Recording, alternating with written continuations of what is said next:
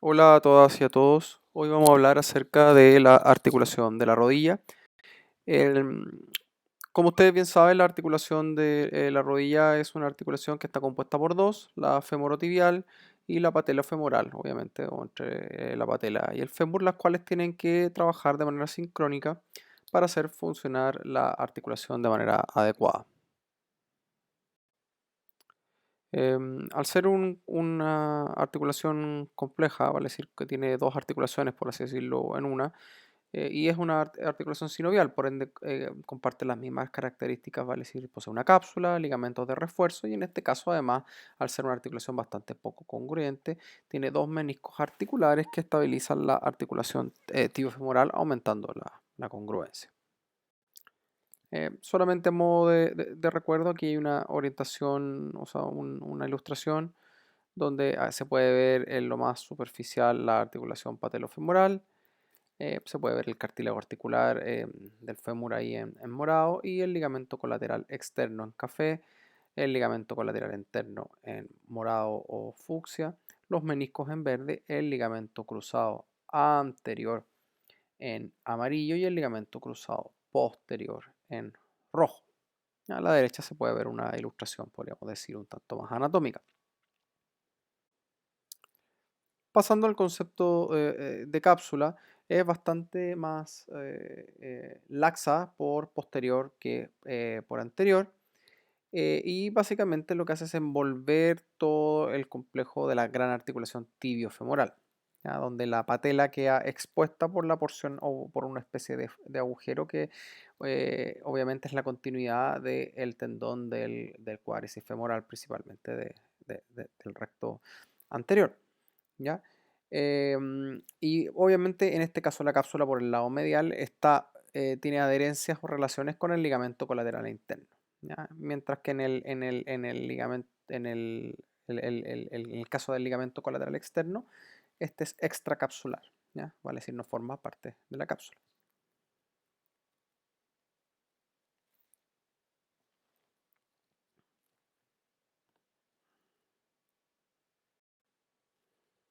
Con respecto al ligamento colateral interno, su principal orígenes de la superficie o zona supracondilo interna del fémur y del cóndilo interno y se inserta en el cuerpo de la tibia, ¿ya? Como se puede ver ahí en esas eh, em, dos ilustraciones, una más esquemática, la de la derecha en blanco y negro, y una un poco más anatómica abajo. Por el contrario, el ligamento lateral externo o colateral externo es homólogo al anterior, pero obviamente se origina el epicóndilo lateral del fémur y se inserta en la cara anterior del vértice de la cabeza de la fíbula o peroneo. ¿Cuáles son las funciones de estos ligamentos?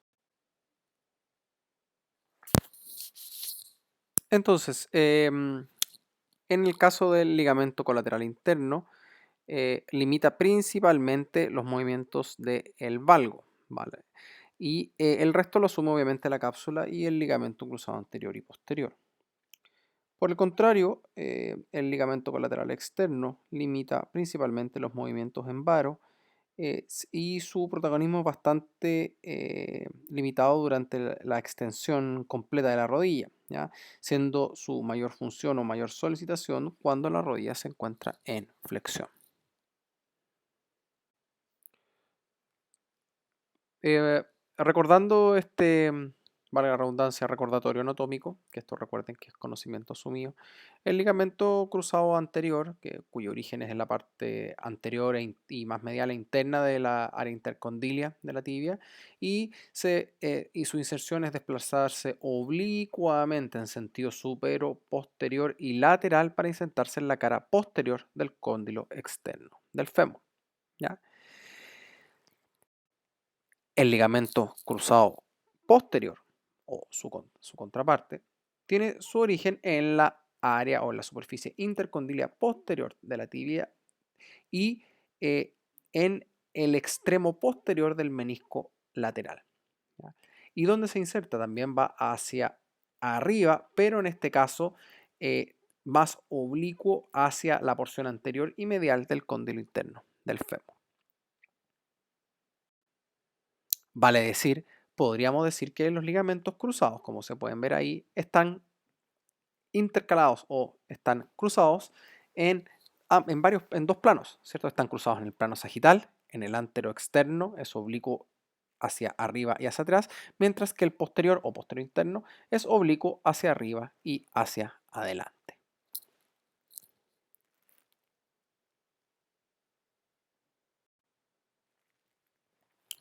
¿Cuáles son sus principales funciones? Bueno, del ligamento cruzado anterior, su principal función es evitar el desplazamiento anterior de la tibia por sobre el fémur, sobre todo cuando estamos en cadena abierta, ¿ya? Podríamos decir que el 75% de la carga cuando se está en extensión completa es asumida de la restricción es asumida por el ligamento cruzado anterior y cercano a un 10% cuando está en flexión, ¿ya? También, obviamente, dada su orientación, limita la rotación interna. En el caso del ligamento cruzado posterior, obviamente, ¿cuál es su principal restricción? Es evitar que el fémur se deslice hacia anterior por sobre la tibia, por ejemplo, en cadena cerrada, es decir, cuando yo voy corriendo y pongo mi pie firmemente ante un frenazo, ¿cierto? En ese caso tenemos el ligamento cruzado posterior que evita el deslizamiento de todo el peso de mi cuerpo transmitido por el fémur sobre la tibia. ¿Ya? En este caso se activa principalmente durante la flexión, entre un 80 y un 100% de la carga posterior en flexión, y también limita la rotación externa, sobre todo cuando estamos cercanos a los 90 grados de flexión.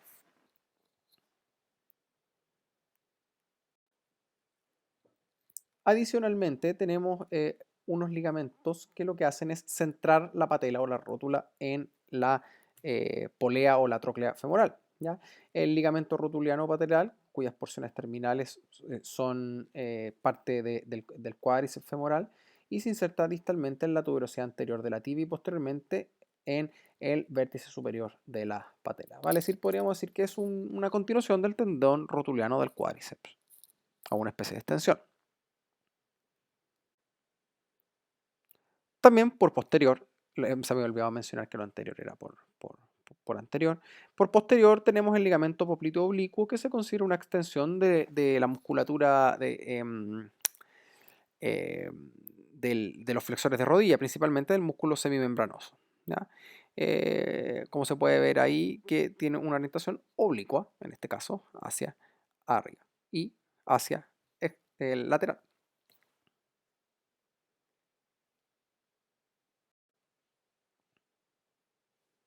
Por posterior también existe el ligamento popliteo arqueado, que se origina en la cabeza del peroné con una porción que lo que hace es que se orienta o se dirige hacia el borde posterior del área intercondilia, ¿ya? La porción anterior se dirige al epicóndilo lateral del fémur, ¿ya? O al cóndilo lateral.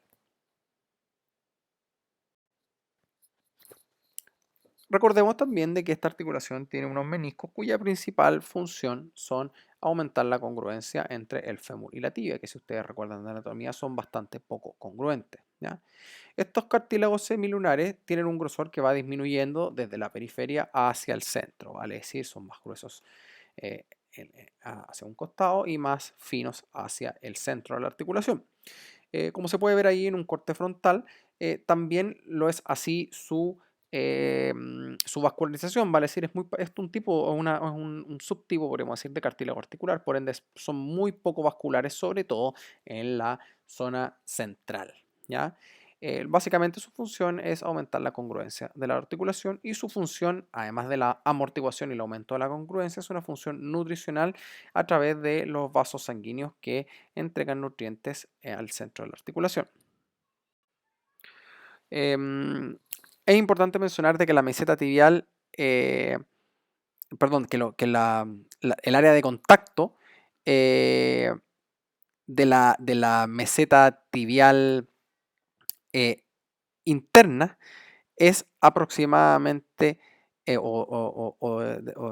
medial, ¿cierto? Es casi el 50% más grande que la lateral, ¿ya? Por ende, el cartílago de la meseta medial es aproximadamente 3 veces más grueso que el de la meseta lateral, obviamente asumiendo estas características anatómicas. Con respecto a los meniscos, tenemos el menisco medial, que tiene una forma más de media luna, como se puede ver acá a la izquierda de esta imagen, donde es más ancho posteriormente y está unido en su porción anterior con el área intercondilia de la tibia, ¿ya? ¿Se acuerdan de las espinas tibiales? Bueno, por ahí también, que también comparten con los ligamentos cruzados.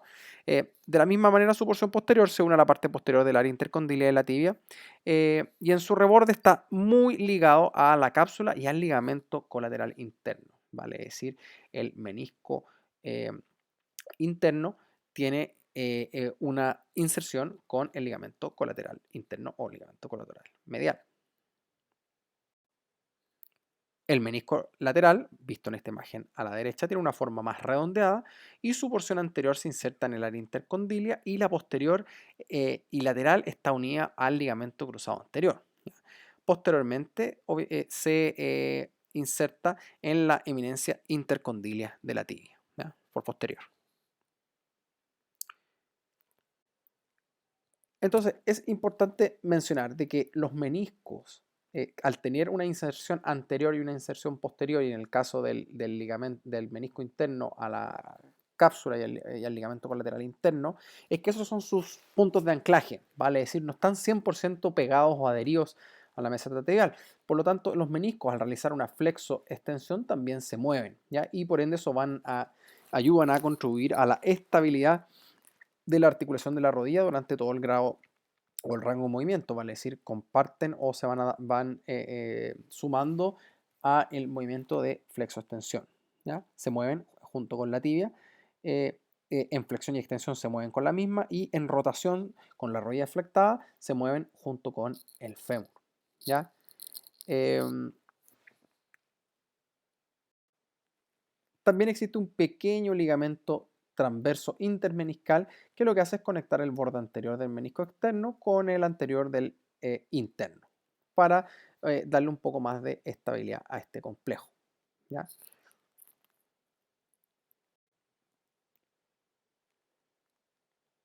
Desde el punto de vista osteokinemática, podríamos decir que hay diferentes autores, pero una flexión máxima de rodilla podríamos decir que está entre 130 y 160 grados, y el punto de partida es la posición anatómica que se considera como una extensión completa de 0 grados, así es como se considera. ¿Ya? Recordemos además que la rodilla tiene un movimiento integrado o automático, como hablábamos anteriormente, eh, que es un movimiento de rotación externa que se produce al realizar una extensión máxima de rodilla o un movimiento de rotación interna que se produce al realizar una flexión de la misma.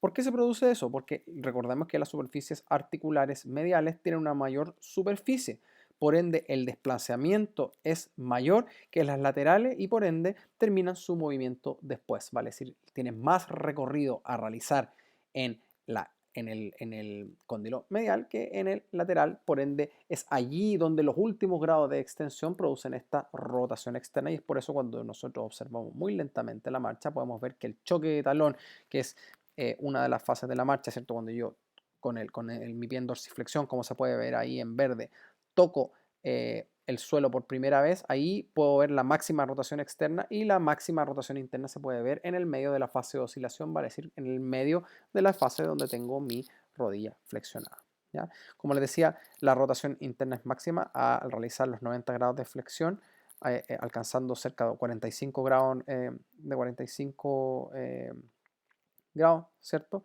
Y aproximadamente ahí. Con respecto al movimiento, si estamos hablando a las reglas artrokinemáticas, ¿ya? Todo depende de la cadena, como habíamos dicho, ¿vale? Es decir, si estamos funcionando en cadena abierta es cóncavo, convexa, ¿vale? Es decir, si estamos sentados en nuestra silla y hacemos una extensión rodilla, aplica la regla cóncavo, convexa, ¿ya? Vale decir, el deslizamiento y el rodeamiento es la misma dirección y sentido que el movimiento osteokinemático. Si por el contrario yo estuviera haciendo una sentadilla en un pie, por ejemplo, ¿qué es lo que pasaría ahí? Se invierte la regla, es la convexo-cóncava. Por ende, el deslizamiento es contrario al movimiento osteokinemático. Bien.